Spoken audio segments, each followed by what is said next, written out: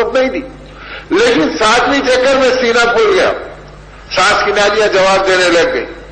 اور بالکل ایسا کہ بس اب مجھے یہاں مرنا ہے، بیٹے کو وہاں دم توڑنا ہے، گر پڑی بالکل۔ اس حالت میں جو آنکھ کھلی تو دیکھا کہ ایک جوان کھڑا ہے، ایک دم گویا زندگی بدل میں کوئی پھونک دیا ہو، ارے میرے بچے کے پاس یہ کون آ گیا، ایک نئی طاقت پیدا ہوئی، وہ دوڑی بھی آئی، قریب پہنچی تو شکل غائب ہو گئی اور بچے کے ایڑیوں سے پانی نکلنے لگا، اور اس پانی کو دیکھ کر طبیعت میں گویا تسلی آ گئی، خود بھی پیا، بچے کو بھی پلایا، اور پھر اس کے بعد میں اس کا منڈیر بنایا، زمزم زمزم، ٹھہر جا اپنی زبان میں کہا۔ تو اس کے اندر ابجر کی اس ادا پر حضور پاک صلی اللہ علیہ وسلم کے ارشاد کا خلاصہ یہ ہے، اللہ رحم کرے حاجرہ پر کہ اگر وہ ٹھہرنے کو نہیں کہتی تو پوری دنیا میں زمزم کی نہریں بہہ جاتی، لیکن ہم جیسے ناقدر اس کی قدر کیا کرتے ہیں؟ اللہ کو اپنی مشیت دکھانی تھی، جیسے شب قدر کو چھپایا، زمزم کو وہی رکوایا۔ اب 4000 سال وہ گزر گئے، 1500 برس آپ کی نبوت کا گزر گیا، 5500 برس گزر گئے، اور آج تک زمزم کو خشک ہونے کا مسئلہ نہیں آیا۔ کروڑوں لیٹر پانی روزانہ دنیا برت رہی ہے، اور پھر ہے کہ اس کے اندر کے فوارے چل رہے ہیں، اللہ بتلا رہے ہم ایسی قدرت والے ہیں۔ اسی لیے فرمایا ان الصفا والمروہ من شعائر اللہ، یہ اللہ کی نشانیوں میں سے نشانیاں ہیں صفا و مروہ، کہ دنیا کے بیوقوف اور نادان انسان جو سمجھتے ہیں کہ ہماری محنت کے بغیر پرورش نہیں ہوتی، اور ہماری قدرت کو دیکھو، ہم نے اپنی قدرت سے پرورش کر کے دکھا دی، چیزوں کے بغیر اپنی قدرت سے پالا ہے۔ اور معصوم بچے کو پہلے دن پانی دے دیتے تو اللہ قادر تھے، لیکن اللہ کو اپنی قدرت اور ان کی قربانیاں دکھانا تھا کہ ہماری اطاعت میں تم کیا کرتے ہیں۔ پھر وہ قربانیاں اتنی محبوب بنی کہ نبی کے علاوہ کسی کا عمل وضع نہیں کیا گیا، اسے باقی نہیں رکھا گیا، سوائے اما حاجرہ رضی اللہ تعالیٰ عنہ کے، کہ ان کے صحیح کے عمل کو قیامت تک باقی رکھا گیا، یہاں تک کہ نبیوں کے سردار صلی اللہ علیہ وسلم سے بھی اللہ نے فرما دیا، سوائے اما حاجرہ رضی اللہ تعالیٰ عنہ کے، کہ ان کے صحیح کے عمل کو قیامت تک باقی رکھا گیا، یہاں تک کہ نبیوں کے سردار صلی اللہ علیہ وسلم سے بھی اللہ نے فرما دیا، اے نبی یہاں پہ دوڑو، ہماری بندی یہاں پر دوڑی تھی، حاجرہ کی نقل آپ کی اداری۔ اور صحابہ کہتے جب آپ حج پر تشریف لائے اور عمرے پہ تشریف لائے، اور اس جگہ کے اوپر جب آپ دوڑ لگاتے، اور صحابہ کہتے جب آپ حج پر تشریف لائے اور عمرے پہ تشریف لائے، اور اس جگہ کے اوپر جب آپ دوڑ لگاتے تو ایسی والہانہ طور پر آپ اپنے قدم اٹھاتے تھے کہ آپ کی تہبند گھوم جاتی تھی، اور کہتے تھے کہ یہاں اللہ کی بندی نے اپنے آپ کو اللہ کو راضی کرنے کے لیے دوڑایا، لہذا تم بھی اللہ کی طرف دوڑو، میں بھی اللہ کی طرف دوڑتا ہوں۔ تو یہ راستہ امت کو دیا گیا کہ تم اللہ کی طرف دوڑو، تم کرسیوں کی طرف دوڑ رہے، تم حکومتوں کی طرف دوڑ رہے، تم ملکوں کی طرف دوڑ رہے، تم ڈگریوں کی طرف دوڑ رہے، تم روٹیوں کی طرف دوڑ رہے، خدا کی قسم ان میں سے کسی میں اللہ نے تمہاری کامیابی نہیں رکھی۔ ہماری کامیابی تو اللہ نے اپنے دین اور ایمان میں رکھی، ففروا الی اللہ، کہ تم اللہ کی طرف دوڑو، بس یہ راستہ تمہاری کامیابی کا۔ تو دعوت کے راستے میں طاقت دی گئی، اور اما حاجرہ نے پھر اپنے بیٹے کی کیا تربیت کی، جس بیٹے کی پرورش میں نہیں آئے، جس بیٹے کو گود میں لینے نہیں آئے، جس کا دل بہلانے نہیں آئے، اور جب وہ بیٹا شعور کو پہنچ گیا، ابھی بلوغ کو نہیں پہنچا، بلکہ شعور کو پہنچا کہ اب سمجھنے کے لائق ہو گیا، اب آئے ابا جان پھر ابراہیم علیہ السلام، اور آ کر یہ کہہ رہے ہیں کہ بیٹا میں نے خواب میں دیکھا ہے، میں تجھے اللہ کے حکم پہ ذبح کر رہا ہوں۔ اب جب یہ بات کہی تو جواب کے اندر اس صاحبزادے نے کیا کہا، ماں کی گود اس تربیت کی بنی تھی، یعنی دعوت کا ماحول اور دین کی محنتیں امت کے مردوں اور عورتوں کو یہ شعور پر لاتی ہیں۔ قرآن پاک نے اس کو نقل کیا، یا ابت افعل ما تؤمر ستجدنی انشاءاللہ من الصابرین، اے میرے باپ اب آپ جلدی کیجئے، جب اللہ نے آپ کو حکم دیا تو تاخیر مت کیجئے، انشاءاللہ آپ مجھے صبر کرنے والا پائیں گے۔ یہ نہیں کہا کہ ابا جان کھلانے تو آئے نہیں، آج ذبح کرنے کے لیے آ گئے، یہ نہیں کہا کہ ابا جان کھلانے تو آئے نہیں، آج ذبح کرنے کے لیے آ گئے۔ اب ہماری اولادیں نہیں کر رہی، جوانی تک پالنے کے بعد جو ہے ہر ایک پالتا ہوئے آدمی پالنے تو کیا ہوگا، اب یہ بیٹی نہیں زندگی کے اندر آ گیا، اب وہ باپ رو رہا بیچارہ، اب یہ بیٹی نہیں زندگی کے اندر آ گیا، اب وہ باپ رو رہا بیچارہ، اور کہہ رہا بھائی کیا کرنا۔ ارے بھائی دین کی وہ نسبتیں چاہیے، کتابی دین نہیں، خیالی دین نہیں، الفاظ کا دین نہیں، بلکہ محمد الرسول اللہ صلی اللہ علیہ وسلم کے مجاہدوں اور قربانیوں کا دین چاہیے، جس دین میں دل من جائے، سینہ پاک ہو جائے، آخرت بس جائے، اللہ کی عظمت و جلال و کبریائی آ جائے، اور آدمی ان بنیادوں پر اپنی زندگی کو چلانے والا بن جائے۔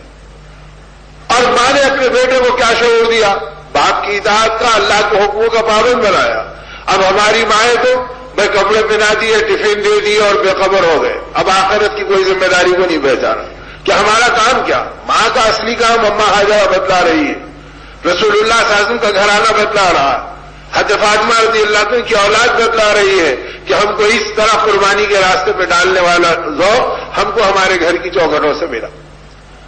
اب جب وہ دین زندگی میں نہیں رہا، دین کی محنتیں نہیں رہی، تو مرد بھی چوپٹ ہو گئے، عورتیں بھی چوپٹ ہو گئی، زندگی کا وہ ختم ہو گیا، تو اولاد اپنے قبضے سے باہر ہو گئی۔ اب ہماری اولادوں کو یہودیت استعمال کر رہی، نصرانیت استعمال کر رہی، گمراہی استعمال کر رہی، غفلت کے راستے دین بتلا کر بے دین کر دے رہے، اور آدمی کو سمجھ میں نہیں آ رہا، اس لیے کہ وہ دینداروں کی صحبتوں میں اپنی تربیت کے راستے پہ نہیں چل رہا کہ میں آخرت کی فکروں پہ چلوں۔ ان فکروں پر حضور پاک صلی اللہ علیہ وسلم نے امت کو کھڑا کیا تھا اور قدم قدم پر یاد دلایا کہ دیکھو تمہارے باپ ابراہیم نے یہ قربانی دی، یہ قربانی دی، اور پھر وہ معصوم بچہ تدبیر بتلا رہا۔ فلما اسلم وتلہ للجبین، یہ کہہ رہے ہیں کہ آپ ایسا کیجئے کہ آپ کی اور میری آنکھیں محبت میں ٹکرا گئی تو اللہ کا حکم آگے پیچھے ہوگا، آپ خلیل اللہ ہیں، آپ ذرا احتیاط کیجئے ابا جان، تاکہ حکم الہی میں کوئی تردد نہ ہو اور ہماری محبتیں درمیان میں حائل نہ ہو۔ ابراہیم ابن ادھم رحمۃ اللہ علیہ کے واقعات میں محدثین نے لکھا ہے کہ جب یہ اپنی حکومت کو ٹھکرا گئے اور اللہ کے راستے میں چل پڑے تو پھر دین کی محنتوں میں لگے اور اللہ نے ان کو ولایت کی چوٹی پہ پہنچایا۔ 27 برس کے بعد یہ بیت اللہ پر تھے اور ان کا بیٹا جو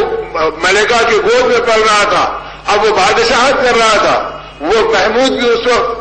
طواف کے لیے اور حج کے لیے آیا ہوا تھا، وہ طواف کر رہے تھے، کسی نے بتایا کہ تمہارے باپ ابراہیم بن ادھم بیٹھے ہیں، وہ محمود بھی اس وقت طواف کے لیے اور حج کے لیے آیا ہوا تھا، وہ طواف کر رہے تھے، کسی نے بتایا کہ تمہارے باپ ابراہیم بن ادھم بیٹھے ہیں، ان کو کسی نے بتایا کہ آپ کے بیٹے محمود آ گئے ہیں، تو دیکھا تو ایک دم محبت ابل پڑی، وہ طواف ختم کر کے آپ کے قریب آئے اور آپ ان کے ملنے کے لیے آگے بڑھے، ایک دم بے چینی ہوئی اور آپ ان کے ملنے کے لیے آگے بڑھے، ایک دم بے چینی ہوئی تو گلے ملتے ہوئے یہ دعا کی، اے اللہ اگر یہ محبت تیری محبت میں حجاب بنے تو میں اس کے اٹھنے کو رہنے سے زیادہ پسند کرتا ہوں۔ تو فرماتے ہیں آپ نے گلے مل کے چھوڑا بھی نہیں تھا کہ ایک دم گردے کے درد کی شکایت کی اور ایک چیخ ماری اور سامنے لاشا پڑ گیا، بس آپ نے فرمایا محمود کے جنازے کو تیار کرو، میں نماز پڑھا دوں گا بس۔ تو ایسے محبتوں کی حفاظت کی موت تک، یا تو میرے دوستوں باطل محبتیں نے ہماری نگاہوں کو بے نور کر دیا اور ہمارے خیالات کو بالکل شل اور بے جان کر کے رکھ دیا۔ ایمان کی محنت، نبی کے اعمال، ان طاقتوں کو ہی پہچان نہ بھول گئے، تو جو راستہ ہماری سربلندی کا ہے وہ قیامت تک موجود ہے، اس میں ڈاواں ڈول ہونے اور دھوکے کی ضرورت نہیں۔ ارے صاحب اتنا ہو رہا پھر کچھ بھی نہیں ہوا، ارے بھائی وہ ہو جائے جو اللہ چاہ رہے ہیں، اس کے لیے ایک محنت ہے، اور محنت وہ کہ جس کے اندر آدمی رواجی انداز میں نہیں بلکہ نبی رحمت صلی اللہ علیہ وسلم کے طریقوں پر، وہ صحابہ کرام کے نہج پر اپنی زندگی کو جتنا چلا سکے چلانے کی ایک محنت کہ جس کے ذریعے سے ہر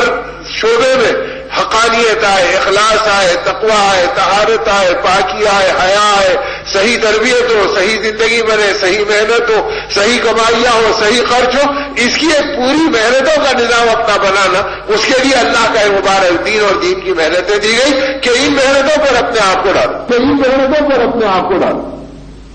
اب ان محنتوں پہ امت پڑی تو اللہ نے اپنی قدرت ہمیشہ دکھائی اور قیامت تک اللہ دکھائیں گے۔ اقلیت اکثریت باطل کا نعرہ ہے، نہ کبھی یہ امت اکثریت میں رہی نہ اکثریت میں سوچنے کی اس کو اجازت دی گئی۔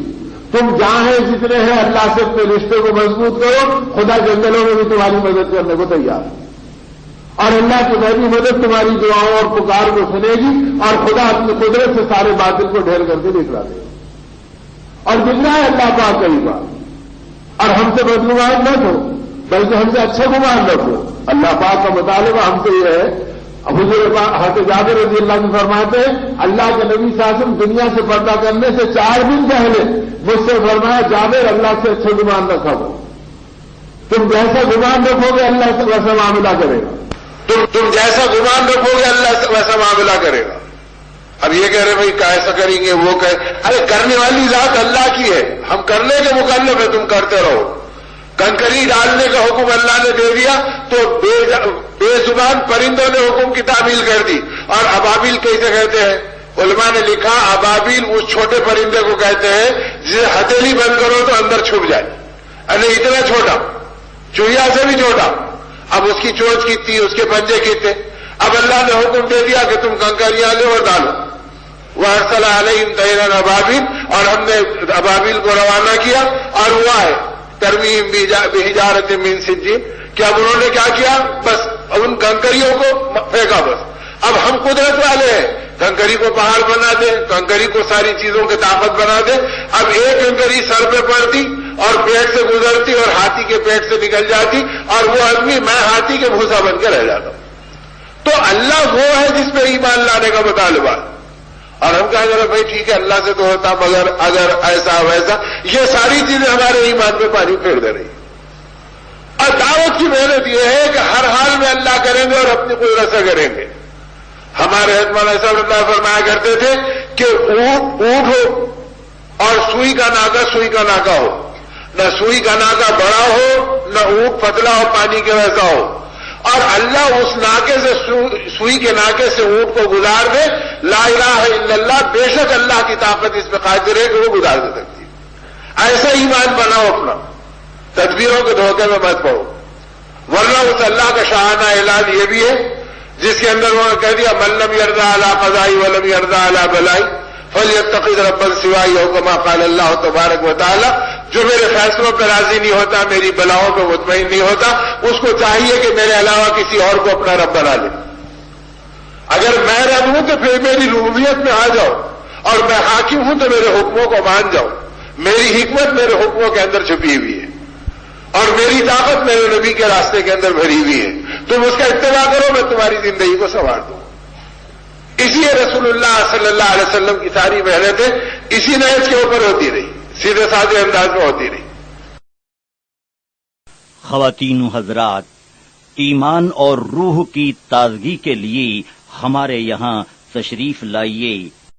हमारा पता मीनार इलेक्ट्रॉनिक्स पावर हाउस के सामने, कल्याण road, Bhiwandi, Maharashtra, India. Mobile number 9823250416 98 23 25 0416।